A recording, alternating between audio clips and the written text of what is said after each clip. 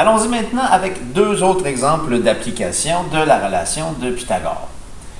Donc, l'exemple 2. Je reconnais encore une fois la présence d'un triangle rectangle, juste ici. Et je connais 2 côtés sur 3. Et je recherche ici, encore une fois, cette dimension-là. Donc, on va se poser la question, quels sont les côtés? Donc, les 2 bras de l'angle droit sont les cathètes. On placera les lettres A et B. Et en face, opposée à l'angle droit, on aura l'hypoténuse, donc la variable C. Alors ici, on veut retrouver la mesure de l'hypoténuse. Attention, hypoténuse, un seul H ici au début. On a tendance à placer un deuxième H ici, comme dans hypothèse, mais c'est une faute courante. Alors, j'ai une relation qui relie les 3 côtés. J'en connais 2 sur 3, donc je peux utiliser la relation de base. A au carré plus B au carré est égal à C au carré. Donc, la mesure des cathètes au carré additionnée me donne la mesure de l'hypoténuse au carré. Je vais remplacer les éléments que je connais. Donc, ici, le A vaut 18, donc 18 au carré, plus mon B vaut 25 au carré, est égal à la mesure de l'hypoténuse au carré, que je ne connais pas. Allons calculer donc 18 au carré, donc 18 exposant 2, on a 324, plus 25 au carré me donne 625, 625 égale C carré. Je vais additionner mon 324 et mon 625, donc plus 324, ça me donne 949, 949 égale C carré. Donc j'ai remplacé et fait les calculs que je pouvais faire. Maintenant, je vais isoler ce que je cherche. Je veux isoler le C ici dans mon équation, dans ma relation de Pythagore. Pour enlever l'exposant 2, j'applique une racine carrée d'un côté de l'égalité. Je dois le faire aussi de l'autre.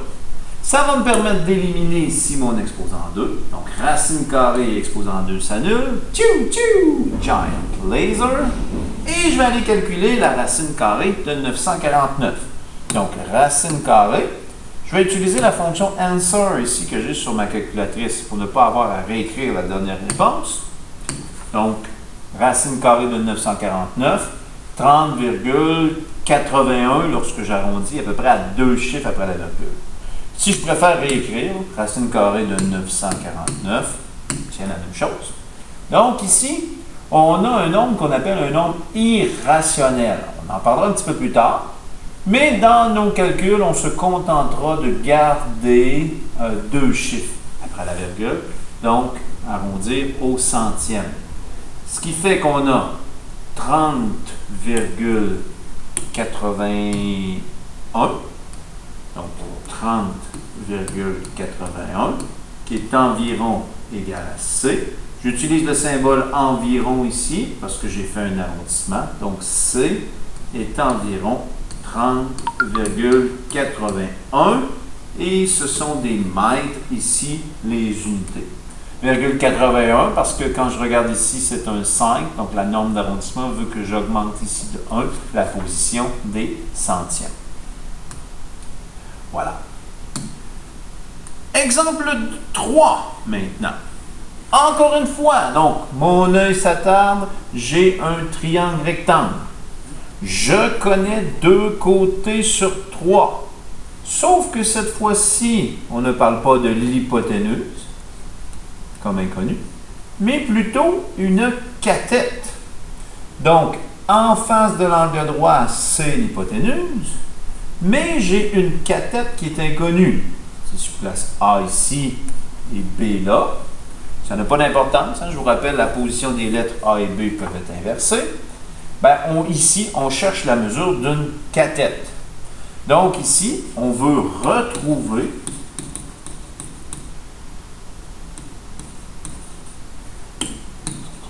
c'est retrouver la mesure d'une cathète.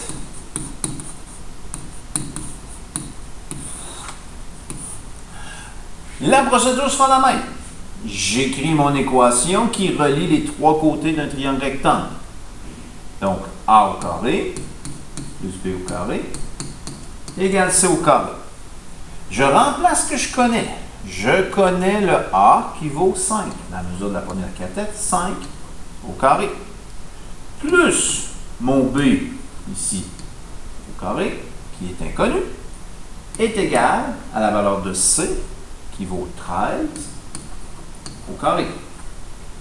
Donc, 5 au carré, 25, plus le B au carré qu'on ne connaît pas, est égal à 13 au carré. 13 au carré, j'ai fait de mémoire 169. C'est bien ça. 169. Donc, j'ai effectué tous les calculs que je pouvais faire jusqu'à ce moment-ci. Je vais donc aller isoler mon B que je cherche. Les stratégies efficaces pour pouvoir isoler, donc, c'est utiliser les priorités d'opération, mais renverser pour l'isolation.